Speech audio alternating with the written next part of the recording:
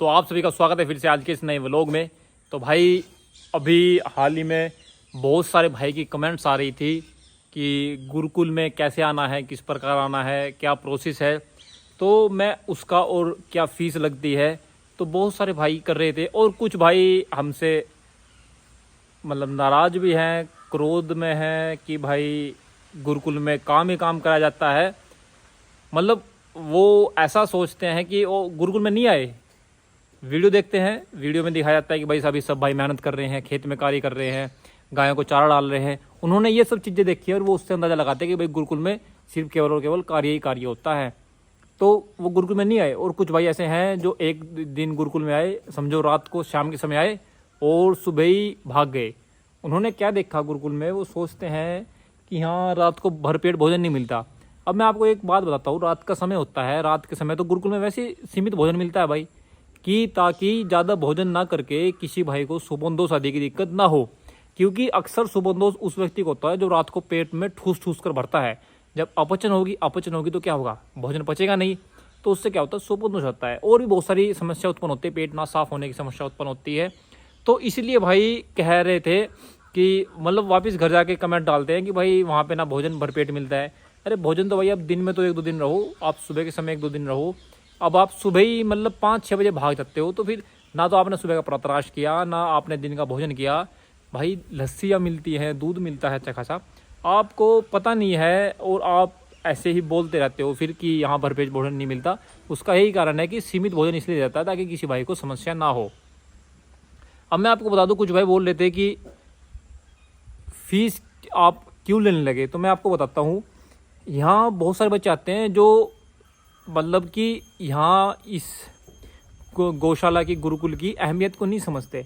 अगर हम उनसे फ़ीस लेते हैं तो वो समझते हैं भाई यहाँ कि यहाँ पर ठीक है, सब अच्छे से व्यवस्था है। अब देखो, जो व्यक्ति अभी हमारे पास फ़ोन आया कल या परसों, तो फ़ोन आता वो व्यक्ति क्या बोलता है, वो बोलता है कि आपका गुरुकुल तो निःशुल्क है। हमने कहा भाई नहीं, इतनी फ़ीस लगेगी। हम किसान भाई होते हैं, जो किसान भाई होते हैं, जिनके पिताजी किसान होते हैं, उनसे हम कोई फ़ीस नहीं लेते। जिनके पिताजी नौकरी करते हैं, जॉब करते हैं, या वो खुद जॉब करते हैं, उनसे ही सिर्फ फ़ीस लेते हैं। तो अभी हमारे पास बहुत भाई आए हुए हैं जो किसान भाई के बेटे हैं, तो उनसे हम कोई फ़ीस नहीं लेते। तो एक व्यक्ति क्या बोलते हैं कि गुरुकुल में आपकी फ़ीस तो निःशुल्क है। मैं कहा भाई आप जब जॉब करते हो तो आपकी तो फ़ीस लगेगी। उसने हमसे बोला कि भाई मुझे टिकट कराना है, और एसी का टिकट करा रहा है वो व्यक्ति, और हमने उसको बोला भाई 1500 रुपये महीने की फ़ीस है, वो देने को तैयार नहीं है। और वो 4000 का टिकट करवा के आ रहा है तमिलनाडु से, 4000 का टिकट एसी वाला, और 4000 में वापस जाएगा। 8000 फूक दिए उसने ऐसे ही। लेकिन किसी अच्छी जगह पर 1500 रुपये नहीं देगा। वो क्यों नहीं देगा, उसको वैल्यू नहीं पता। और अगर हम उसकी फ़ीस ले लेंगे तो फिर उसको यहाँ वैल्यू यहाँ की पता होगी, वो सब नियम से रहेगा, अच्छे से रहेगा। क्योंकि आपने अक्सर देखा होगा, जिनके पास पैसा होता है ना, वो नियम की, किसी चीज़ की कदर नहीं करते, और उनसे जब फ़ीस ले ली जाती है तो फिर वो उस चीज़ की कदर करते हैं। तो इसी सब चीज़ को देखते हुए हमने यहाँ फ़ीस शुरू करी थी। और जो किसान भाई होते हैं उनसे हम कोई फ़ीस नहीं लेते, या जिनके पिताजी जॉब आदि नहीं कर सकते और वो खुद ही अपना घर का खर्चा चलाते हैं, तो उनसे हम कोई फ़ीस नहीं लेते। यहाँ जो बच्चे रह के गए हैं उनको पता है।